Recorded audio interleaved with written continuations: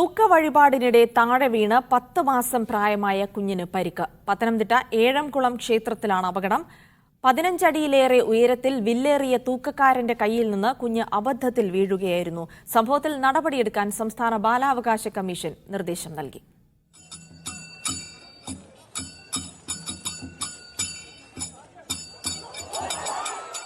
ഇന്നലെ രാത്രിയാണ് അപകടമുണ്ടായത്.